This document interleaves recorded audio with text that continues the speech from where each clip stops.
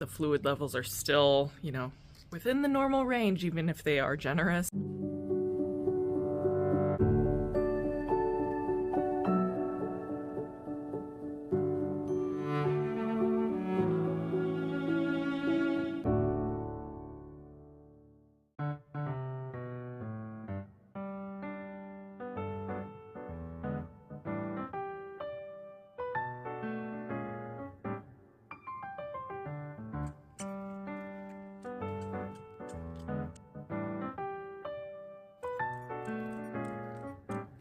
Want Mama's hand?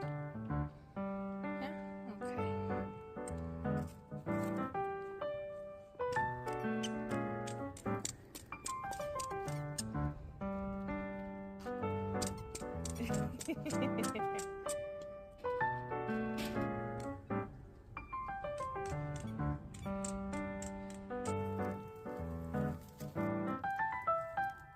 Good morning, everyone. Oh, still just trying to catch my breath. I did a 2-mile walk and then, you know, ran around the park with Kieran. I really need to stick with doing my 2-mile walk every single day because there was that week that we just had a lot of rain. Like, it was really heavy rain, so we did not go out and walk, oh, hummingbird, for that week.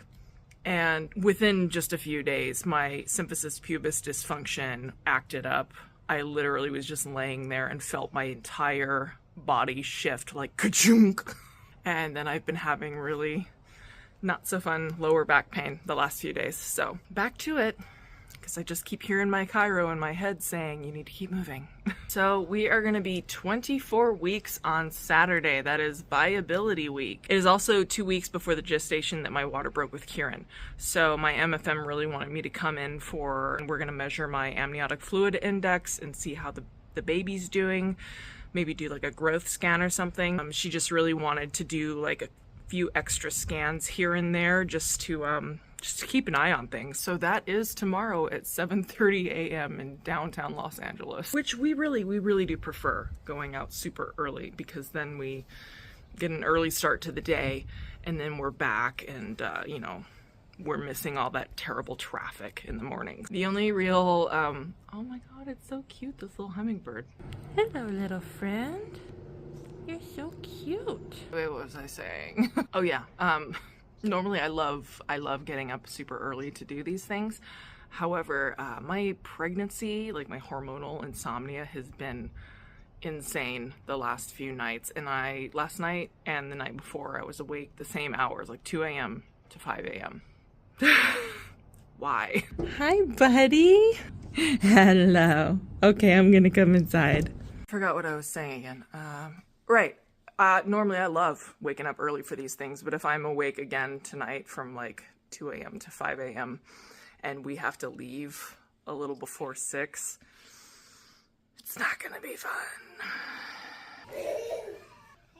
Yeah, you get your snack in a minute. I gotta cool it down. A little bit hot, huh? It's kind of a recent development, but he just really does not want to sit in his high chair anymore, and he would try to do anything he could to get out of it, and he just wanted to sit in one of the big chairs at the table with us. I mean, I didn't think it was going to happen so soon, but he seems to enjoy being at the table a lot better than being in a high chair, and he behaves a lot better too. So it's, yeah, kind of another little emotional thing, being so big. But it's working for us, so it is what it is. Yeah, it's really interesting how he'll just try so hard to wriggle out of the high chair, but he sits at the table so calmly. It's honestly like two different children. He's been really into fries lately, and I cook them so they're really soft because he does have 7 teeth coming in right now. So top 2 canines, the 2 first molars, 2 canines on the bottom, and then 1 molar on the bottom that are coming in.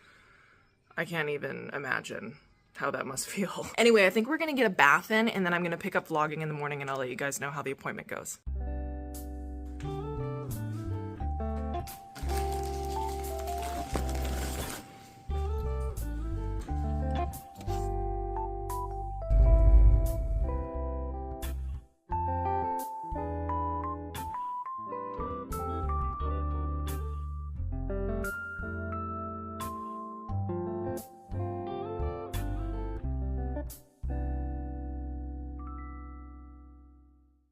she is, looking adorable.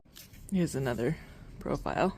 She's looking really good. She's measuring in the 65th percentile for weight and height and everything. She's over a pound, so her growth looks wonderful. Her legs are nice and long. The MFM mentioned she has really long fingers. Keep hearing this hummingbird and thinking it's a giant bee. What else? Some good things. I had a fibroid with my last pregnancy with Kieran that was like the size of a lime, and the MFM went through and was scanning like my whole uterus, and she's like, I'm not seeing that fibroid. And then she finally saw it and she said, oh, it's so small now, it's really, really small. She's like, it's not something you even have to worry about anymore. So that was really wonderful to hear, that my fibroid resolved itself and I don't have to worry about that, kind of inhibiting the birthing process or anything. Now we get to the amniotic fluid index, which she said was still within the normal range, but it was generous. I asked her how many centimeters and she said it's 19, so it's generous, and anywhere from like 8 centimeters to 20 centimeters is considered normal. I do have my gestational diabetes test next week, so we're going to be checking up on that, but I have been keeping a food diary the last couple of weeks and taking my fasting numbers and my post-meal numbers. Everything looks really great and totally normal, so I'm not thinking I have gestational diabetes, just like I didn't have it with my previous pregnancies. So I'm really just kind of baffled of why I seem to have like a higher amniotic fluid index than most people. With Kieran, that was the cause of my PPROM, was that I had such a high amniotic fluid index that it popped and after rupture I was 22 centimeters, so I was still plenty of fluid in there for him. But it was just kind of, going through the whole question of if I'm not diabetic and there's nothing wrong with the baby, because we checked everything, then why do I get a higher fluid index? You know what I mean? So MFM said, just don't eat carbs. If you can, try to eat only meat. And it's like, I'm already keto for the most part. I do eat a little bit more carbs while I'm pregnant because I just think that's smart. But she wants me to be like fully almost carnivore to prevent my fluids from getting too high. So, I guess I'm gonna try that out and see. But at this point, I'm just wondering if this is just maybe a me thing, that I just tend to get a larger amount of fluid. I don't know. But she said, you're still in a normal range, and they're going to check me again for another growth scan at 28 weeks. So 4 more weeks. That hummingbird, I swear. So that's the update. Baby's looking really great. Her growth curve is perfect.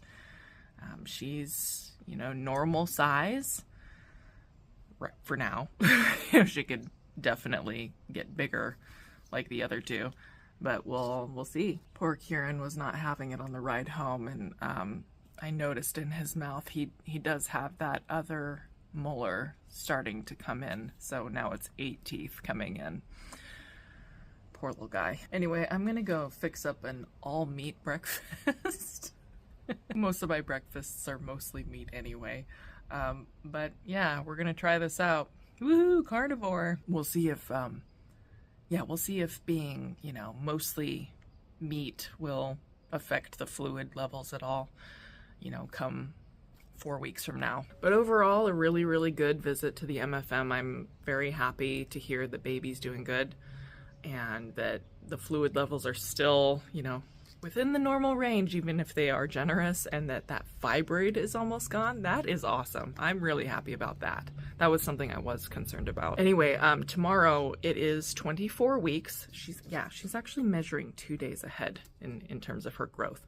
But tomorrow's technically 24 weeks, and that means I have 13 weeks left before I deliver. What? It's also Viability week. I'm really happy. I got this hair in my mouth. I'm really happy that we've reached Viability Week. That's a milestone that I've been really excited to reach. And what else? Oh yeah, we booked a 4D ultrasound for tomorrow morning at the local clinic here. And I think they'll be able to give me video and pictures of her. And I really hope she's cooperating tomorrow morning. Like, I hope she's facing them and everything. So we're gonna get to see what she looks like tomorrow. I'm really excited, and I'll share those images probably on Monday or something. Anyway, I hope you all have a wonderful weekend, and I will talk to you again soon. Bye!